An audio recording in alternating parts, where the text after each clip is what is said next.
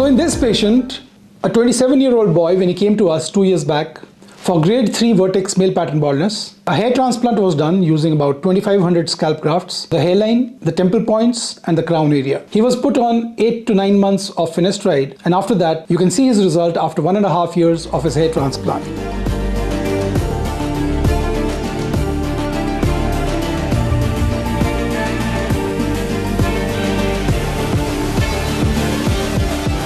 Complying to treatment protocols after hair transplant is essential if you want to maintain a result in the long term. This patient is here with me now because he stopped finasteride after 8 months and his baldness in the mid-scalp region has since progressed. And with medication, oral finasteride, I don't say you take 1 milligram every day. There is a way of microdosing finasteride for best results. Microdosing finasteride and following these 5 strategies while dealing with finasteride will go a long way in cutting out side effects if you're prone to developing side effects. And you should know that very few people, less than 1.5% people, develop side effects, and these patients can also be weeded out through certain biochemical parameters and also through close counseling. Everybody does not get a side effect, but the benefits of finasteride in the long term are immense. Please do not write this drug off. If you are a candidate for finasteride, please do. This will prevent years of agony, years of pain. It will maintain your hair for a longer period of time without the need for repeated hair transplants. I have tried doses as low as 0.5 milligram on alternate days, and every 3 months we stop the medication for 3 weeks so that the drug can be washed out of the body. The drug piling up in the body can give side effects in those who are prone. Whenever you're using finasteride, you have to use this drug under the supervision of a medical doctor. This drug is not a drug which needs to be taken lightly. It is a drug which alters your hormonal profile, and if your androgens are on the lower side, there is a chance that you might not be a candidate for taking finasteride. So keep this in mind. This was just another patient which I thought I will bring out to you. Case presentations is not only about publishing before and after pictures and not publishing the outcomes in 1 to 5 years or even 10 and 15 years. You need to know that to maintain long-term results, you need to follow a strict protocol that your doctor has advised you to without following medication in a background setting of progressive baldness. When your gene is still active, there is no point going in for a hair transplant, especially when you are young. Thank you for watching. If you have any questions, if there's any doubt in your mind, or if you want to seek a consultation, let me know. I'll be happy to respond to you. Have a nice day and God bless you.